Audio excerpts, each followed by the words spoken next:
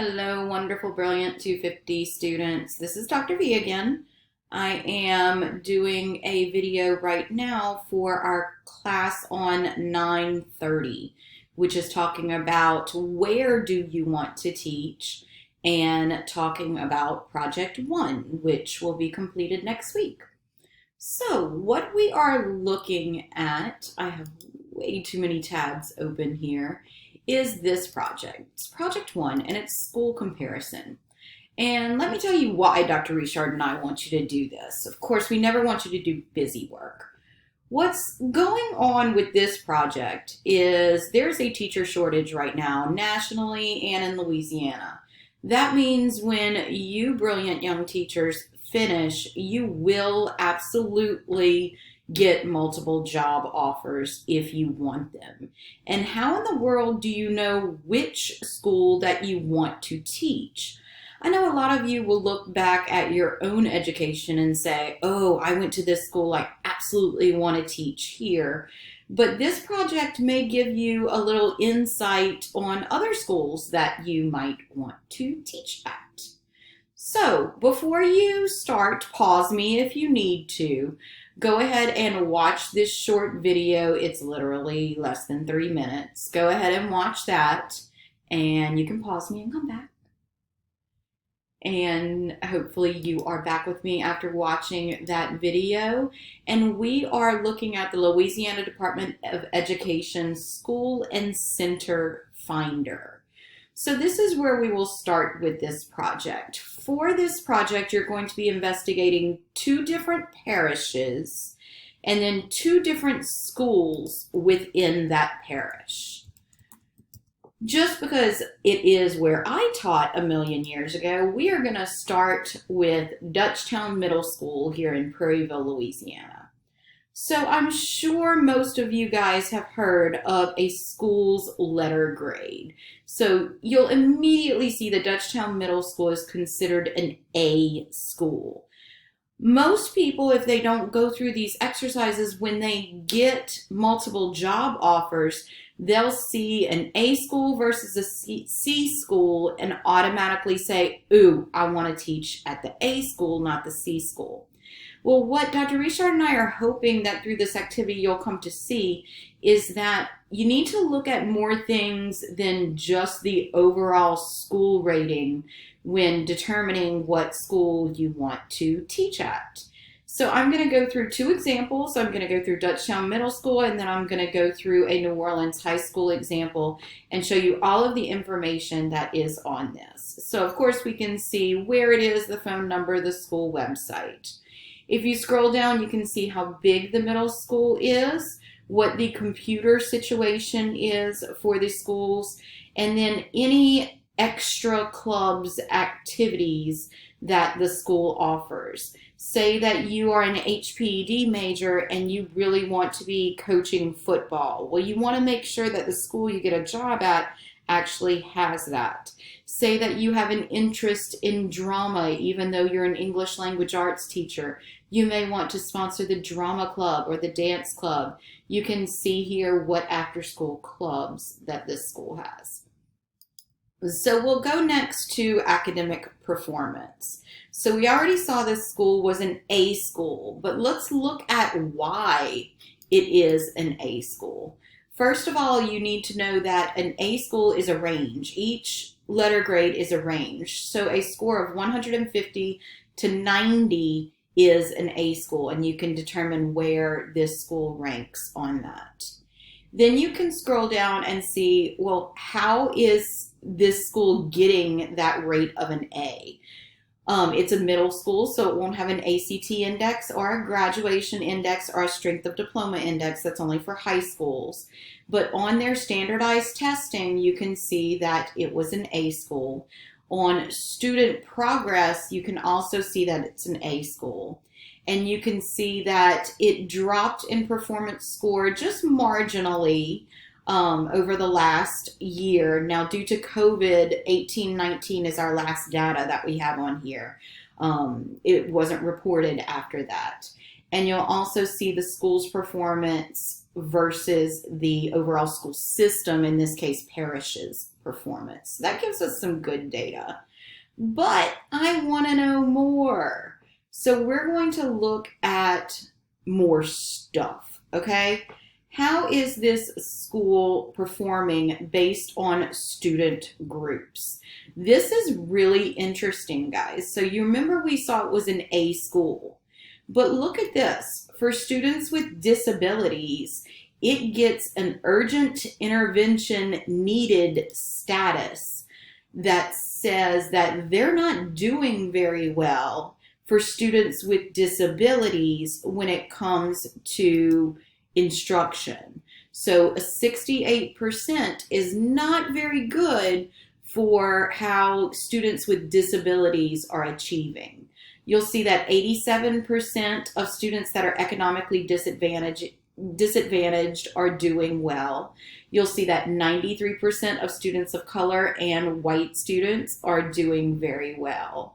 They'll even break down here more ethnicities, and they'll break down here how diverse the school's population is. So it really gives some really good information. And again, that was under breakdown by student groups. Another area I really like to look at is teacher workforce. So how many of the classes are taught by appropriately certified teachers? This means that middle school social studies teachers are actually certified in middle school social studies. They're not teaching outside of their certification area. And if you click view, you can see how this compares to the district and the state. This is another important number that I always look at is teacher retention rate.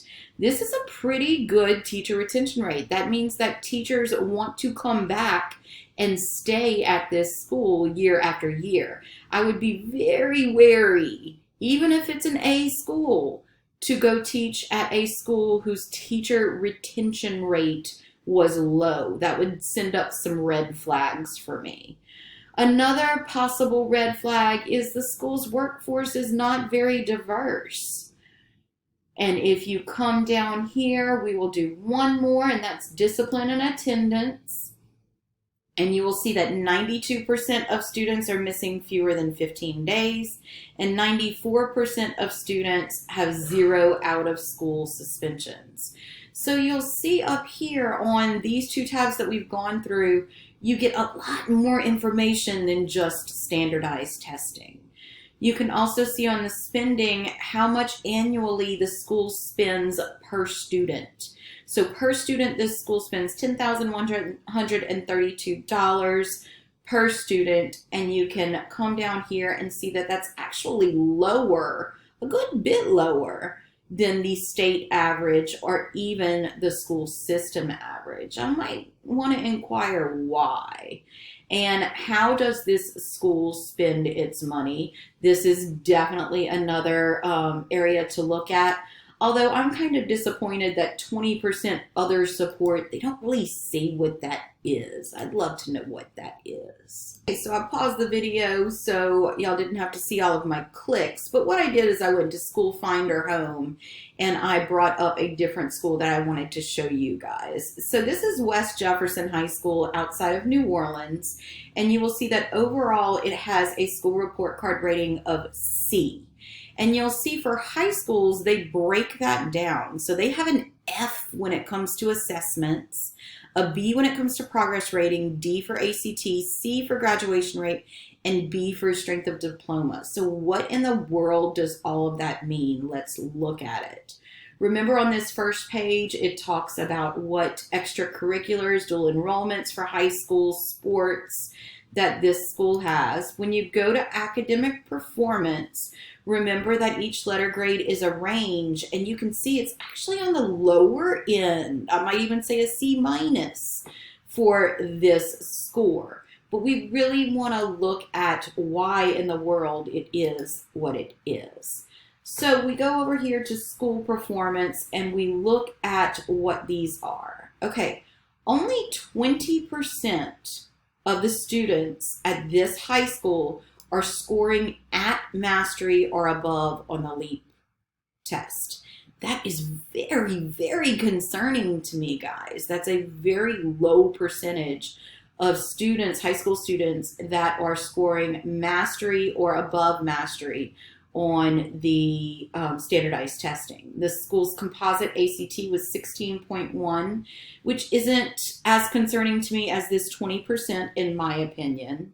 And then percents of students scoring at least a 21 on this workforce development assessment is very, very low, again at 13%.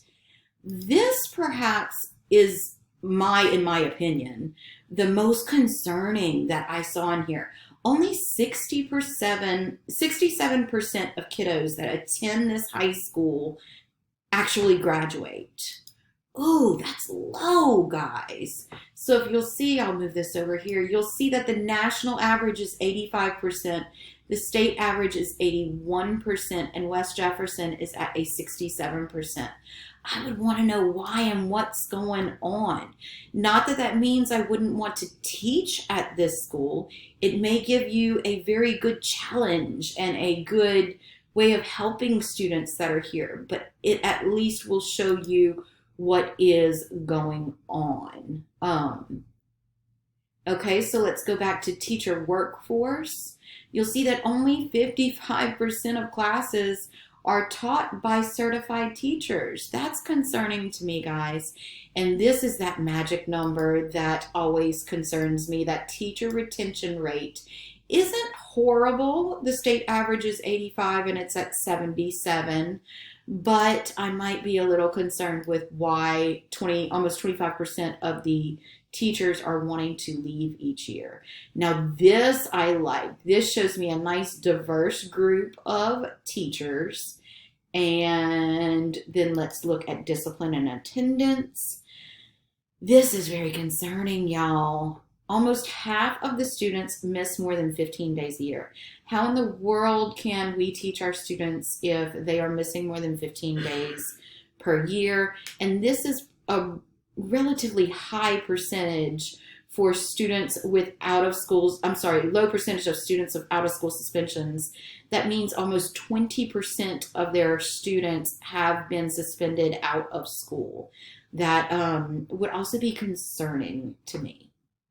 You'll also see on the spending tab how much is being spent on each kiddo compared to the state average. So it gives you lots and lots of information.